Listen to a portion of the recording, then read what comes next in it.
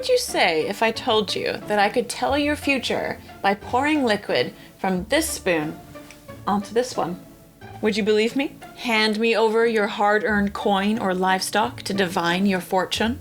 Well, that's possibly what was done in late Iron Age Britain, Ireland, and France. In February of 2025, one such spoon was discovered by metal detectorist Rob Middleton on the west coast of the Isle of Man. Dating to around 400 to 100 BCE and made of bronze, this particular spoon has been called one of the most intriguing objects ever discovered on the island. These spoons are also quite rare finds.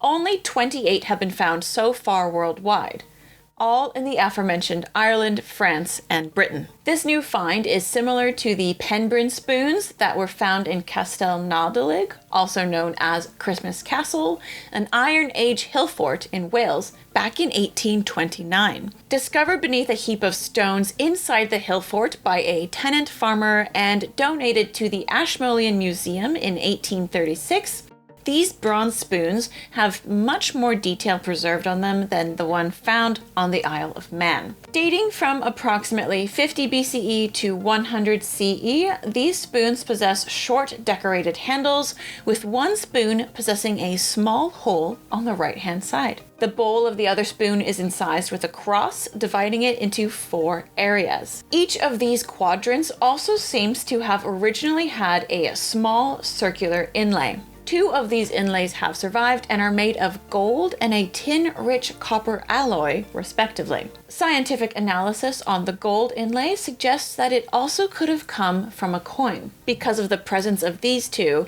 it's thought that each inlay would have been made of a differently colored metal. These enigmatic so-called divination spoons are usually found in pairs and have the same basic decoration, though there can be quite a bit of variety design-wise.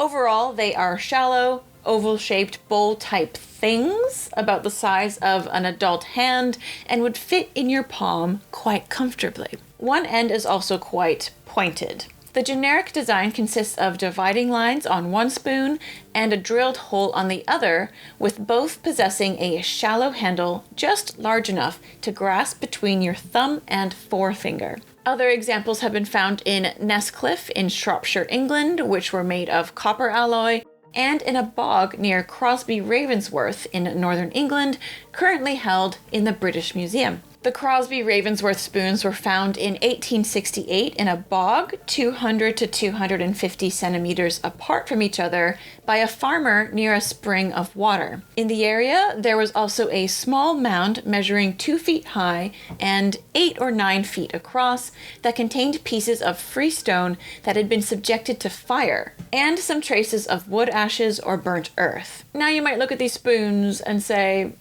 they don't really look like spoons at all. And I, for one, would definitely not want to eat ice cream or soup with these. And I for sure don't have the grip strength that would be required to hold these with any dexterity. Maybe the climbers in the audience do, but I can barely get past the second level on those rock walls. To be honest, I'd probably call these spoons small-handled, shallow oval bowls, but I did not find them, so I do not get to name them. If you added slots into one of them, they could almost pass for small salad tongs or something as well when I'm looking at them. And before you go crazy in the comments, no, I do not know what the Iron Age traditions were for salad tossing, so please do not ask me. Without any written evidence, it's difficult for archaeologists to determine what these large spoons were used for. But this is where context is key. Archaeologists use the context in which an object was found, so the location, setting, and association with other artifacts, to help identify patterns, mold the story of the object, and learn more about how it was used and by whom. For example, the Crosby Ravensworth spoons were found in a bog. In the Iron Age, objects were often offered as sacrifices in areas like bogs, lakes, and rivers. So the spoons being found in this context suggests that they might have been used in rituals, especially if we take into account the ash that was also found in this specific context. As far as we know, none of these spoons have been found near settlements. 2 pairs were found in graves in England, 1 spoon was found in the River Thames, and the ones in Shropshire were buried in a pit. The difference in the preservation between the two shows that one had been placed inside the other, which suggests that they were buried as part of a small hoard. The spoons found in Ireland were all found in watery contexts, and the pair found in France was placed in the grave of a 40 to 50-year-old woman on her right forearm under an inverted bronze bowl. Because this is the only pair found in continental Europe, the argument has been put forward that these spoons were actually British. Another pair found in the early 1900s at Mill Hill Deal in Kent, England, were placed in a burial on either side of the head of the person interred inside. In Bournemouth, Scotland, a pair of spoons were in a burial placed close to the face of a man, along with pig bones, fragments of coal, a small piece of wood, and part of what is probably a knife. This pattern of deposition in burials, watery places, and in small hoards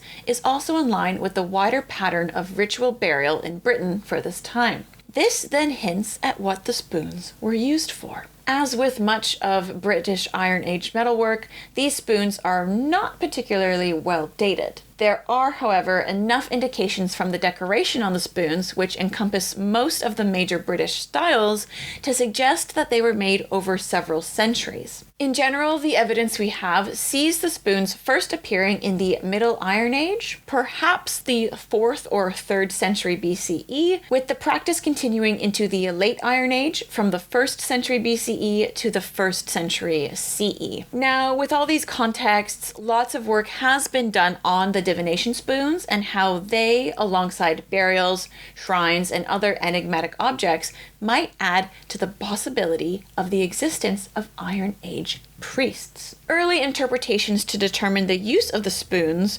especially because one of the spoons is always incised with a cross, was that they could have been used in Christian practices like baptisms. Of course, this was discounted once the spoons were properly dated. Next, it was put forward that the spoons were too shallow to have held much liquid, and instead were intended for a powdered or finely granulated material that would then be poured through the spoon with the hole into the incised spoon. No matter what initial interpretation, there was no doubt that as more were found from the 19th to 20th centuries that these spoons served some ritual purpose. Now, let's dig into this Iron Age priest potential and the divination interpretation of these spoons. It was the Penbryn spoons, which were the oldest find, that helped shed light onto all of this. The inlays that I mentioned earlier were first discredited as modern repairs, especially because gold inlay in Iron Age Britain is extremely rare.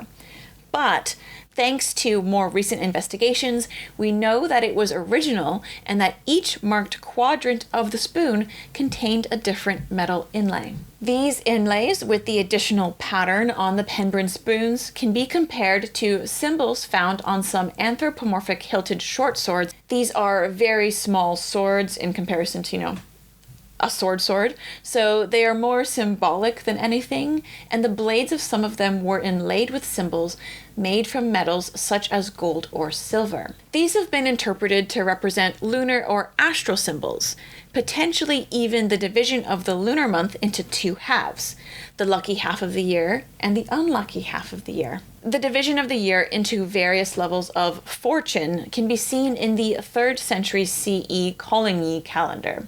Written in the ancient Celtic language of Gaulish, which by that time was an ancient language in its own right, it shows that time was counted in months that were regarded as lucky or unlucky. Each month on the calendar was then divided in 2 by the word Arnox, which means when the waxy moon wanes. Written evidence by the Romans also attest to the Gauls measuring time in nights rather than days. Writing about the Gauls, Julius Caesar said they reckon periods of time not in days, but in nights. In celebrating birthdays, the first of the month, and the beginning of a year, they go on the principle that night comes first, and is followed by the day. This, alongside other literary evidence, also points to a special religious class very well known in the British Isles, the Druids. During the Iron Age, Druids were a high-ranking priestly class within Celtic societies. They acted as religious leaders, teachers, lore keepers, legal authorities, medical professionals, and even political advisors. It's been suggested that these anthropomorphic short swords were used by Druids and other religious officials for keeping time by counting nights and determining the most auspicious day. We can still use these to look at the Penbryn spoons. So keeping these in mind, with the division into the quadrants and the use of different colored inlays, it's very similar to the symbols found on the short swords. From this, it may be suggested that the inlays on the spoon could then represent the quarters of the lunar month or the lunar year. Because these spoons are usually found together, and one always has a small hole on the right side, with the other, for example this one, divided into quarters, it's been suggested that some sort of liquid, like blood, water, or even beer, might have been poured onto the spoon with the hole. It would then drip onto the quadrant divided spoon through the hole, and the quadrant that the liquid landed on could indicate which quarter of the lunar month or year was auspicious. This is how the idea of divination came about for the purpose of the spoons. The act and practice of divining and the ability to do so was very powerful knowledge in the ancient world, which then leads archaeologists to the idea of the potential existence of an Iron Age priest class. While there is some evidence, like these spoons and some headdresses, there's still not enough to say that specialized priests existed in Britain until the late Iron Age. Furthermore, pushing the idea of the existence of this kind of role supports our modern view of the distinction between the secular and the religious. It's a reflection on how we look at community organization. For Iron Age societies in these areas, the two could have been closely intertwined or have had absolutely no separation whatsoever. Some knives of late Iron Age Europe have been thought to be for sacrificial purposes. Some burials contain people who were buried in costumes that are thought to have been of a religious status. And in Mill Hill Deal, where we've already found spoons, a burial was found of a warrior wearing a headdress, which could indicate that he also had some form of religious status.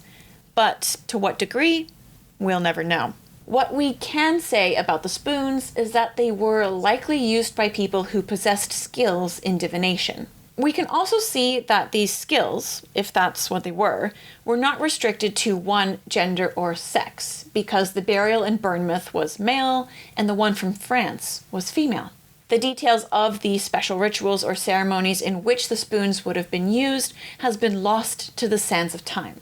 But, as an 1869 report about these potential divination objects said, amongst the perplexing anomalies of bronze, there are perhaps none that present so interesting and mysterious a subject of speculation as the little group of spoon-like objects.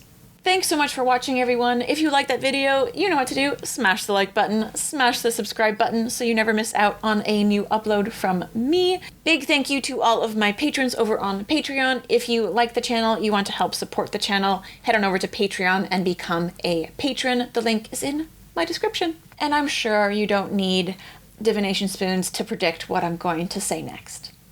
Stay dirty, my friends.